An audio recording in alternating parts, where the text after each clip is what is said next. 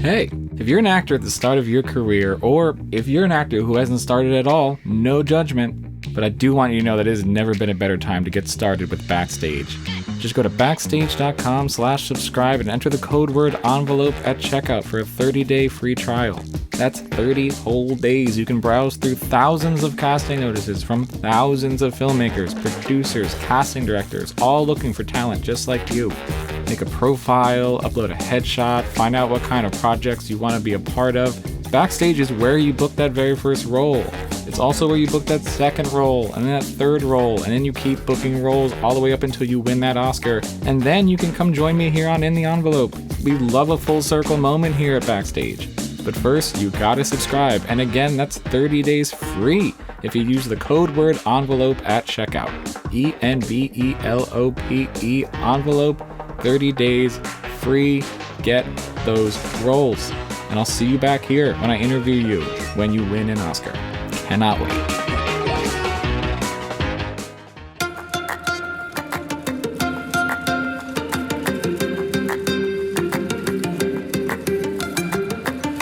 Welcome to In the Envelope, a podcast from Backstage, the one-stop shop for actors and creators both above and below the line. I am your host, Vinnie Mancuso, Backstage Senior Editor and Professional Entertainment Obsessive. I'll be your guide through every corner of the creative industry with the help of some of your favorite stars. Here you'll find intimate, in-depth talks with today's most award-worthy names in film, television, and theater. Along the way, we'll get advice on living your best creative life, relatable stories of the highest highs and lowest lows, and maybe, just maybe, a rare peek in the envelope.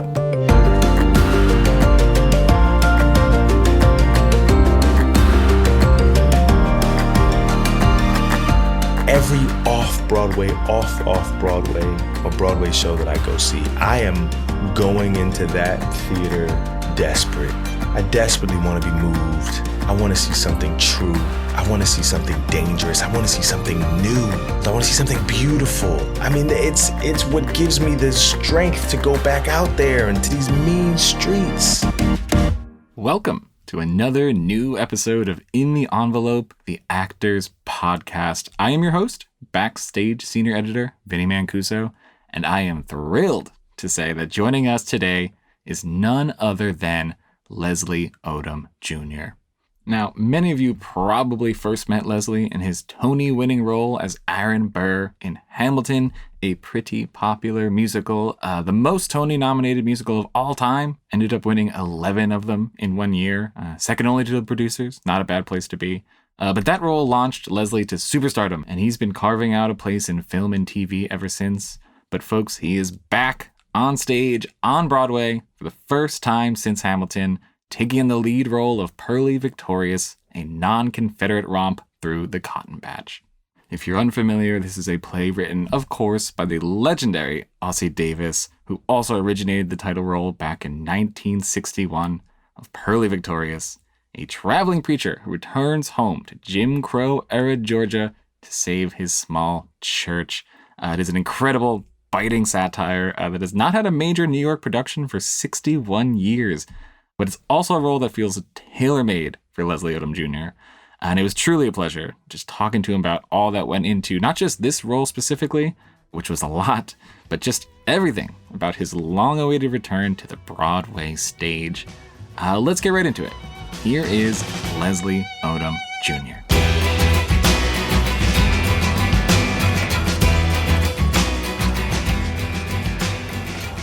Leslie, how's it going? Thank you so much for being here. It is an absolute pleasure to meet you.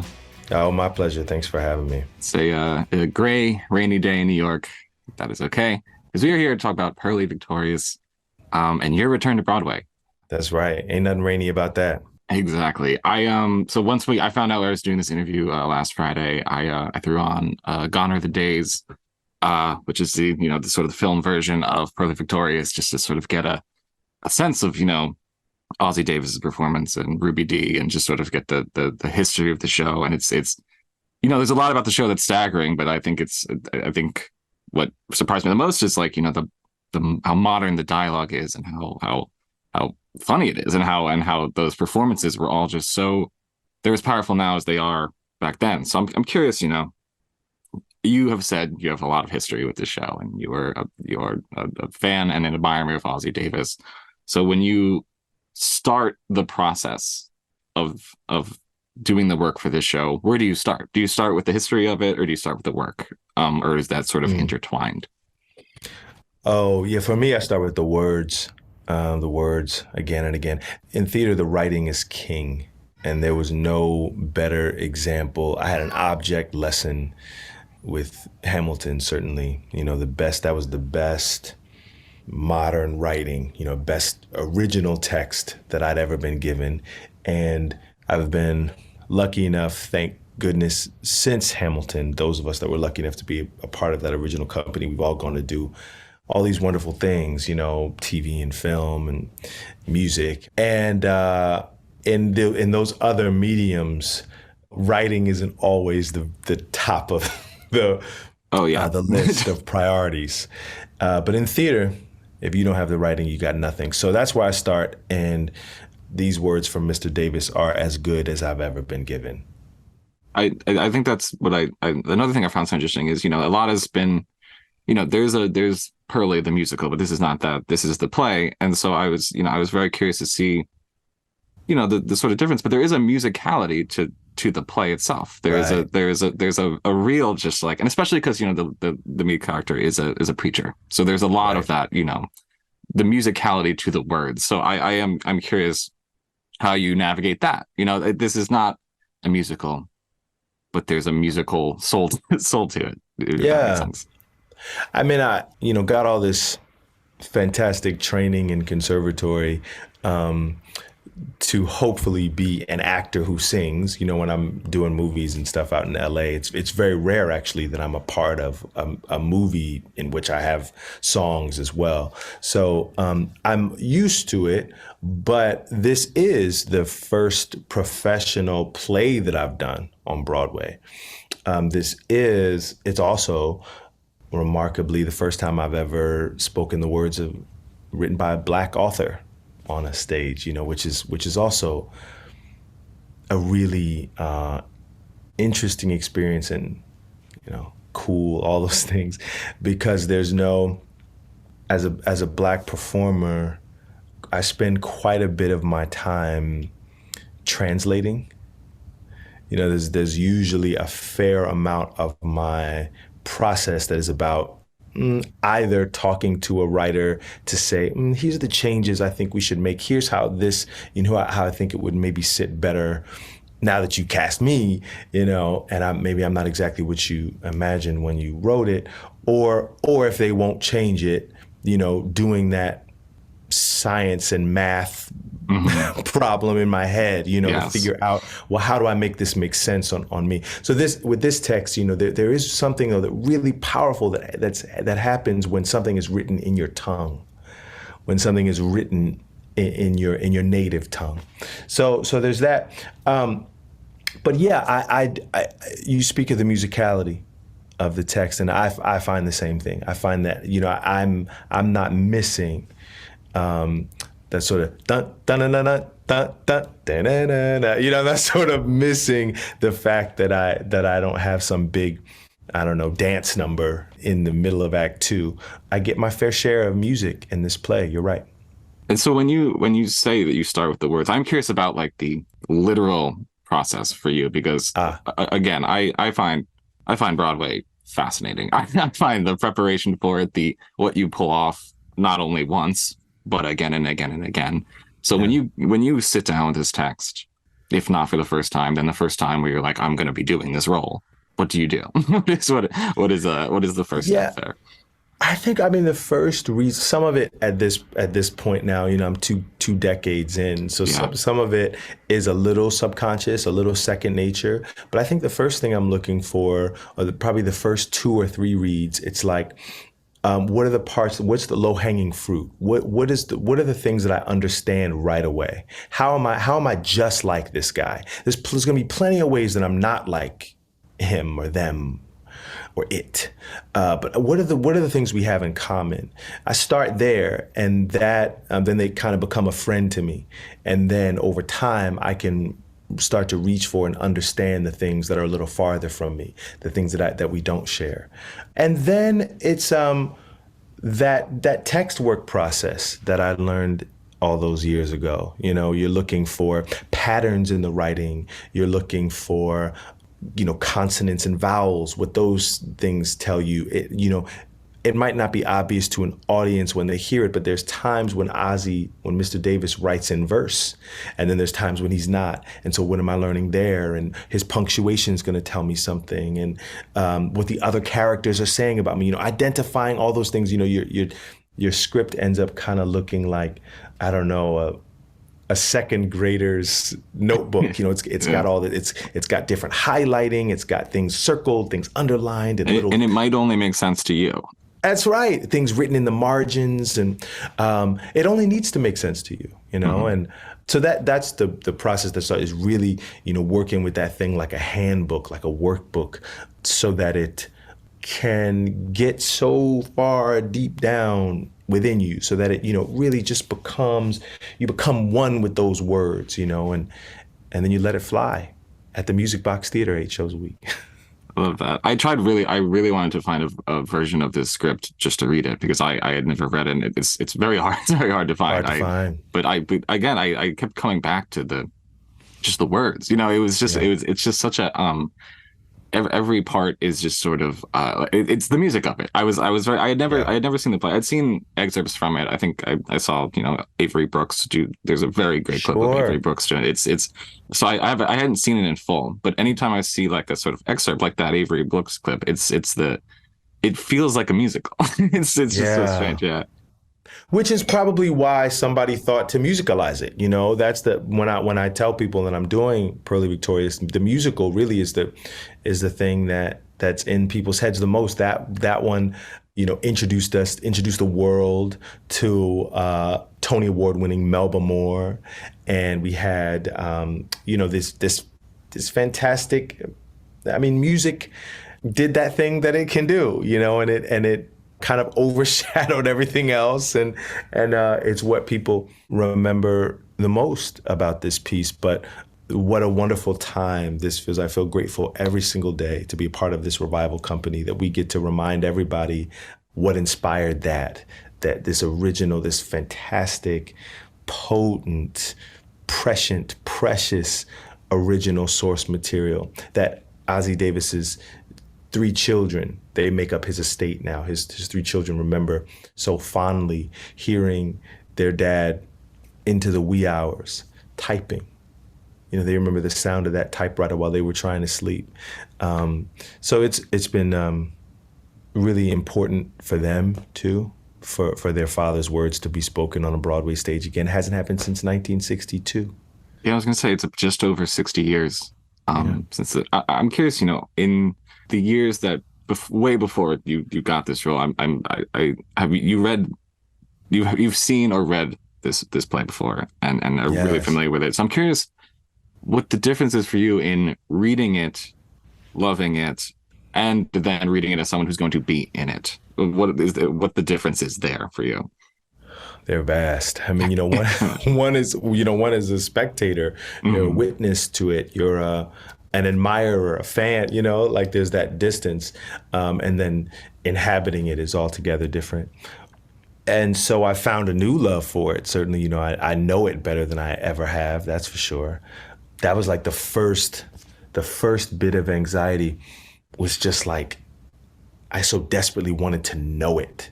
Like I spent I don't even want to say how long, because it was you can say how long. Well, it was quite a long time, but I was afforded the opportunity of a process, because we were going to maybe come in last season.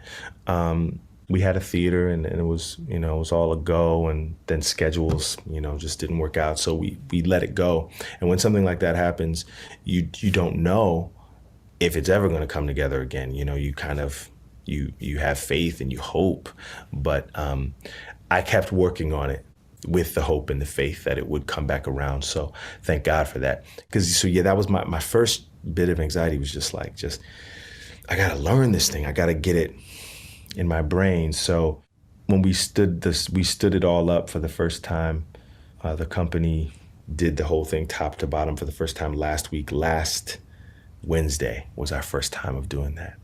And it was just such an accomplishment. There, of course, there's funny and delightful work happening in the room, but and that's just going to deepen and get better as we continue on our way. But man, I was so happy to know the show. Mm-hmm. Just the fact that we knew it, such an accomplishment. Well, I am curious about that because I think first previews are, a week from now, about 10 days from now. Yeah. And so you are at that sort of right before you get into previews. And then there's another stretch, which is the show. So where do you like to be right now? And how, do your goals change? Is it, like you said, I want to know it. And then it's, I want to know it plus this. And then it's, I want to know it plus this and this. So does that change depending on where you are in the schedule? Oh, yeah. I mean, we're led by the incomparable Kenny Leon. He's at our helm, and he sets our pace. He sets the goals from week to week.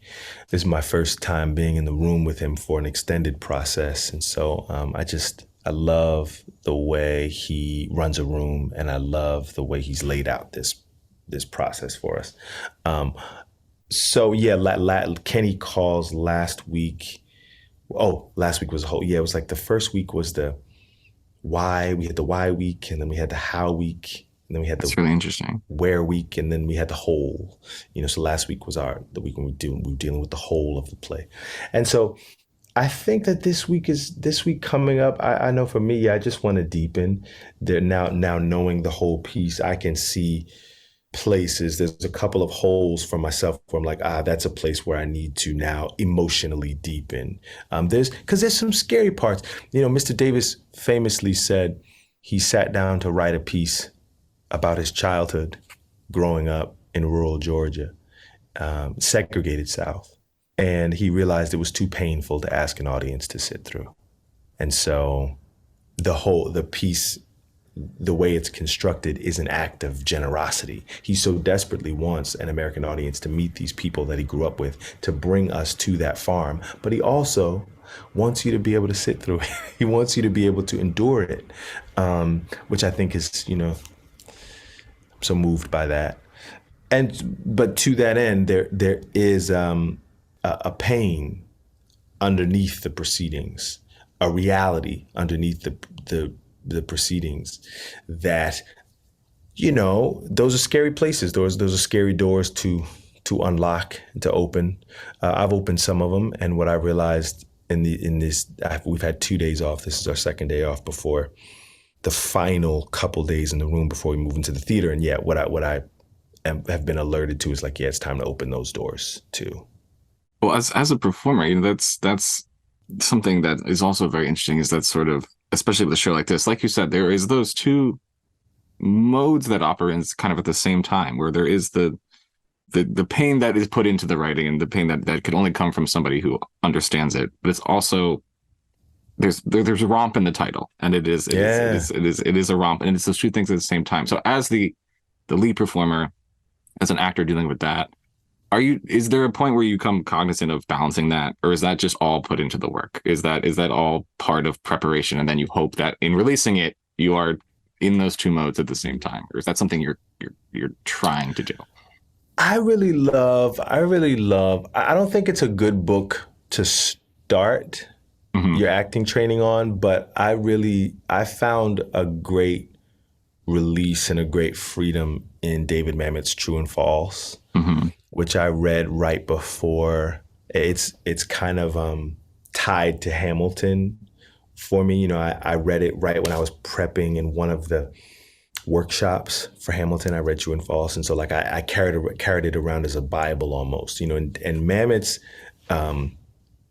idea for the actor is that your only job as an actor is to say the lines loud enough for an audience to hear them. That's all he wants you to do. That's number one. And number two, I was just trying to absorb that. And number two, he says, now, if you feel something, if my words stir something in you, anything in you. Don't block that. Mm-hmm. Don't stop that. Allow that to come through. But if you feel nothing, do nothing. So it was, that is a lot easier to do when you're working on a masterpiece like Hamilton, So I really was able to, I had 500 shows to practice that idea. It was a new idea for me, and it was kind of radical, but Lynn's piece was radical. And so I practiced that. I didn't impose anything of myself onto his work. I tried desperately not to. I really wanted any movement you saw, any emotion that you saw, it was what Lynn's work inspired in me to do. And so anyway, I found a great freedom in that way of working, and I've carried that with me, and I can certainly apply that to Mr. Davis's work. The romp is not only in the title, it's in moment to moment, it's scene to scene, line by line. And so we give over to the romp when it's time to romp, and then when Mr. Davis changes our direction and changes the course of the piece, we go with him there too. So it is you really make yourself available. You allow yourself to be a vessel when you work in that way for the words and ideas of a great writer. I've heard a lot of great writers speaking about how they juggle tones like that, or they juggle the real with the. And I think it's kind of exactly what you just said, is that you don't think about it in the moment. When you feel this, you go this way. When you feel this, you go that way. And that's the only way to do it. Because if you're thinking about doing both, or if you're thinking about the right time to do either one, they're both going to come off as false. Right. And then it becomes about manipulation. Yes. And what we're trying to do is to experience something. I come into every single, because I'm an avid theater goer. Mm-hmm. Every ticket I buy to every off-Broadway or Broadway show that I go see, I am going into that theater desperate. I desperately want to be moved. I want to see something true. I want to see something dangerous. I want to see something new. I want to see something bold. I want to see something beautiful. I mean, it's what gives me the strength to go back out there into these mean streets, And so I come in thirsty. I come in hungry, starving, and so it's why it's so disappointing. I won't mention any names, but it's why it's so disappointing when we fall down on the job, when we don't take our responsibility as seriously as we ought to. And so, yeah, I desperately want to be a part of making the kind of theater that I want to see. I want to be a part of making the theater that has been most valuable and useful to me. And what that has been is when it has been dangerous and exciting and present, when something is happening in front of me and it feels like it's happening for the very first time, and there's an urgency to that, and there's a passion in what they're doing, and so that's what we're trying to do. We're just trying to make the kind of theater that we love. I think that is sort of the singular magic of theater, is that you do have the opportunity to see something that didn't happen last night and won't happen the next night. You have the opportunity to see something that is just going to happen, whether it's accidental or it's something that a choice that actor is making that they're not going to make again. Like you can get the version of the show that nobody else is going to see. So I guess just to pick back up a lot, you even mentioned it before, and it's, this is obviously going to be part of the conversation, is the fact that this is your first time back on Broadway since Hamilton. But as you mentioned, there's a lot of it that's new. There's, by nature of the show, by the fact that it's a play. So I'm curious, as you return to Broadway, what has felt not the same, but what has surprised you the most about coming back to the stage? Well, there's a profound sense of gratitude. I mean, my mentor talks about taking the inward journey. And what I think he means by that, is investigation, self-improvement. This is what I'll say. I mean, we had something taken away from us that we never imagined would ever be taken. Broadway theater was dark for longer than it's ever been since its inception, you know? And those of us that, I think, you know, when you to take the inward journey for real, you know, when they shut down the theater for what they thought would be 2 weeks, at the most 6 weeks, and 6 weeks turns into 6 months, turns into a year. I mean, you know, eventually you have to ask yourself, are we ever going to be back in a theater? Mhm. You know? And of course I had some brilliant friends of mine and creatives that found new ways to make theater and exciting things online. But man, did I miss being in the holy space. You know, man, did I miss that. So to return to it in the year 2 AC, you know, this is only the second season after that shutdown, after that historic shutdown. It's the second Broadway season after COVID. So when so much of the audience, you know, you can still feel it in the theater. You can feel it's just tragic. We lost so much of the audience, you know, to death, and then not as seriously the other thing, but, you know, people moved away and different things occupy their life and their time now. So anyway, so the theater is fighting for its life, maybe in a way that it never has before. I mean, as a community, certainly show to show. Listen, I've been a part of a few bombs that have fought for their lives. But I mean, theater as a whole really is fighting for its place on the American stage, you know, for its usefulness and its value to us. So it does feel different, but it feels as necessary as ever before to me, and it feels as valuable. And so this company is going to fight the good fight. You know, I think we literally couldn't have a better text. We couldn't have better themes. You know, we've got the joy of the romp to present this message. Yeah, I think we're going to have our work cut out for us, but I think we're set up to follow through with our intention. Absolutely. I do remember very well the uncertainty of that time, and, you know, whether Broadway, not that whether Broadway would come back, but what it would be like on the other side. And I think that we're still kind of figuring that out. So I do applaud any show that's sort of reaching to be that thing that brings people back to the theater and makes them, not just brings them back to the theater, because, you know, that's the goal of every show, but it's just sort of remind them what is special about theater in the first place. I wanted to ask about a specific moment in the show, a specific part of the show, and it's that sort of you know, it's towards the tail end, and there's that the not quite a monologue, it's more of a sermon, you know, it's Purlie breaking down the confrontation with Old Cap that didn't quite happen like that, and he's talking about how, you know, he takes the bullwhip from, which isn't how it happened, and it has all these tempo changes and these beat changes, and it's just a encapsulation of what makes the show special. So I'm curious, as an actor, you know, you see a chunk like that, a show-stopping sort of display of what you can do. How do you break that down into, like you've said it already, understanding it, embodying it, and then releasing it to the audience, as Muffett said? Yeah.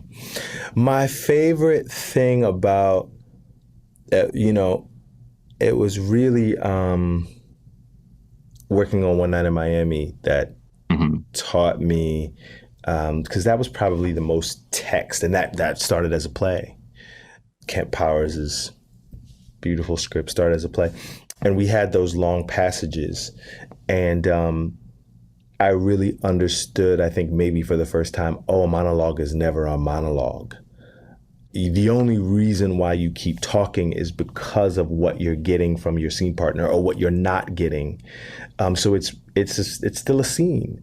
You know, that person, for all they intend to do when they start talking, they intend to say 2 sentences, 3 sentences, and then but then something, and then they need to say something else, and that makes them think of something else. You know, so it is when I first look at the amount of text, it can be daunting, but then, you know, just that reminder that it's a dialogue is helpful, because then you're in conversation with somebody. You're always getting something from your scene partner that spurs you on. Because the truth is, Purlie in that scene, without giving anything away, I mean, Purlie is being pushed. He's being led, you know, as much as he is driving it. He is, you know, they're creating that moment together. And so in the room, it's been really just a really memorable thing, you know, creating that with Billy and Heather and Kara Young. Yeah, just something that I'll really cherish about this experience, because I needed help. Believe me. It is a daunting passage, but again, it's one of those things where it does sort of encapsulate the character, and it's just and again, I don't want to give away because it is towards the end of the play, but it's just an extended masterclass of, you know, like we've said, tension changes, beat changes, shifts, up, down. It's wonderful, and I'm very curious to see how you specifically tackle it. I can't wait. I can't wait for you to come through. We'll create it together, because the audience is part of it too. You know, we've had a couple of invited audiences into the rehearsal room, because quite surprisingly, we're ready for them, but also we need them. You know, in this final week of rehearsal, Kenny said he's never invited people in this early, but we've done 4 of them now, where we've done the show top to bottom, and we've had 15, 20 people in the room each time to show them. And yeah, they certainly change the way the show, you know, goes from night to night too.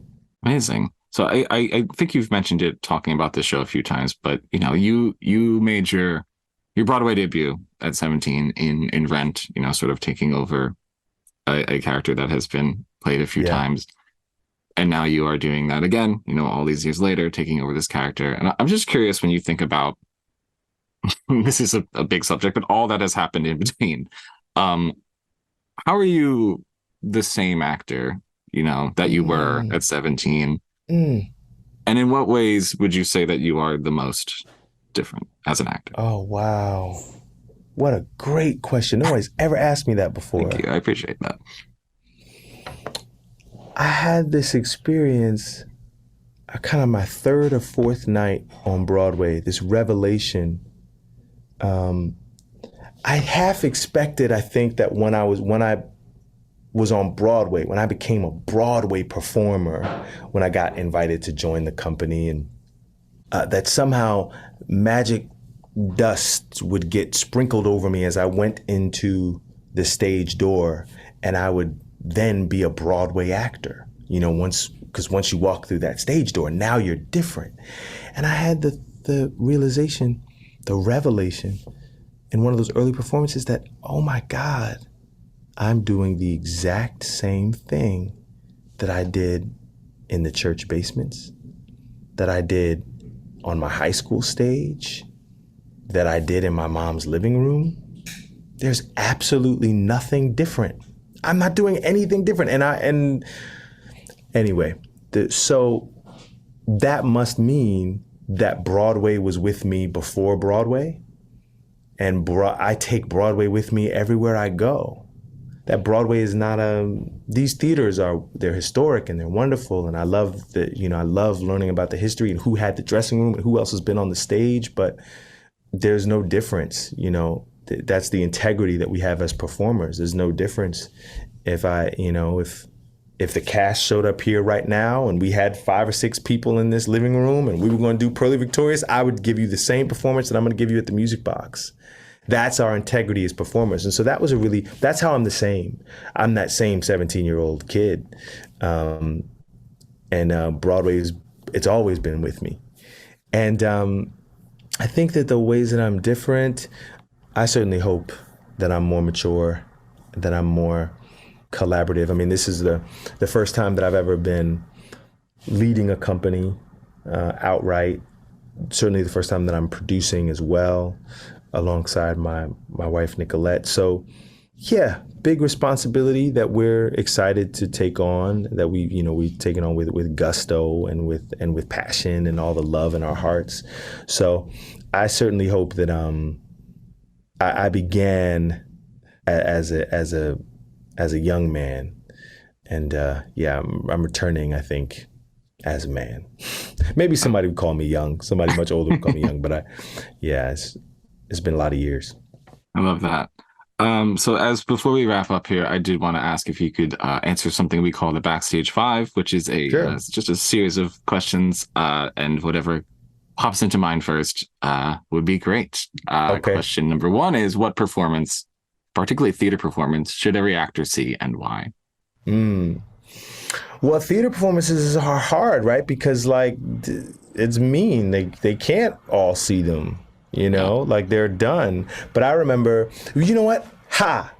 There is one. I remember I remember seeing Anna Deavere Smith on stage. I think it was at second stage, and she did Let Me Down Easy. And I wanted to run out of that theater and drag people from the street. I wanted everybody to get inside that theater and sit down and listen to what this woman has to tell you about life and death and humanity and what this all means. Like, this is it. And the good thing about Let Me Down Easy is that Miss Smith shot that for HBO, so everybody can watch that. Not the same experience as seeing it in the theater, but it's beautifully preserved. So Anna Deavere Smith, Let Me Down Easy. I love that. Question number two, do you have a go-to audition monologue, or a monologue that you think is particularly good for auditions? I have not had to use an audition monologue in a long time, but what did I used to use? Oh man. I mean, Purlie Victorious has got a few. There's the section you and I were talking about that's sort of anybody will see it, as you probably 2/3 of the way through the play, there's this big, nice chunk. And then there's his final speech, which Jeffrey Richards, our producer, says is maybe the final speech ever written for the theater. And he would know. That's not me saying it, or Ozzy. That's Mr. Richards saying that. That final speech, also encompasses quite a bit. So, yeah, Purlie Victorious is a good one. That final speech is the first I've ever seen of. That's what I saw Avery Brooks sort of. He did that, and I was like, oh well, I got to find what that's. I did find that. Right. Absolutely. Question number three: with all the roles that you've played over your career, which one shaped you most, particularly as an actor? Aaron Burr. Yeah. Aaron Burr. Yeah. That makes sense. Lynn showed us all the beginnings, anyway, of what we were capable of. We had no idea. No one had ever asked us to fly before. I wasn't the only one that had that experience. I mean, people maybe had asked us to run fast or speed walk. Nobody had ever asked us, put that book down, stand on top of that table, now fly. And we all kind of looked around and, okay. Mm-hmm. And we tried it and we did. So yeah, and we did, and I did it 500 times. So we walked away with the confidence that if given the opportunity, if given the resources, we're capable of great things, and that's a wonderful thing to know as an actor. That we're in the middle of a strike. And part of one of the reasons why you go on strike is because there's somebody somewhere that doesn't want you to believe you're capable of great things. They don't want you to believe that you are as valuable as you believe you are. And so when you have an experience like the 20 some odd of us had in Hamilton, you never have to question that again. Mm-hmm. I love that. Question number four, what did the best theater directors you've worked with have in common? What a great question. That's why we put it in the Backstage 5. Yeah. Oh, the best theater directors got to know me, and each one of us. And we're not just understood that we were all individuals and we all had a different process. And some actors, one sentence is enough. One word is enough for somebody. Somebody you say, plaid. And they go, oh, I know what you mean.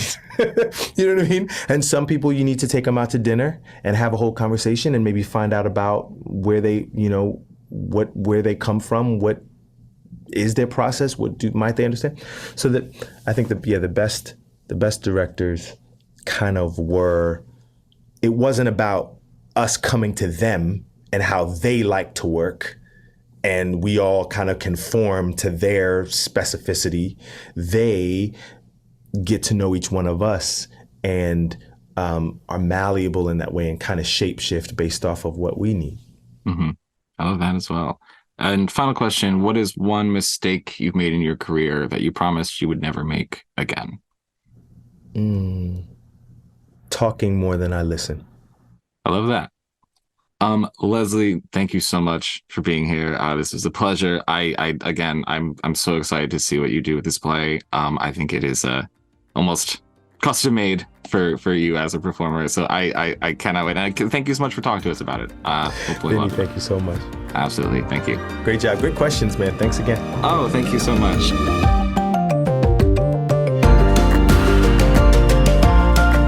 Thanks, as always, to our brilliant producer, Jamie Muffett, and to the whole team at Backstage. Samantha Sherlock, Mark Stinson, Caitlin Watkins, and of course, Kasey Howe.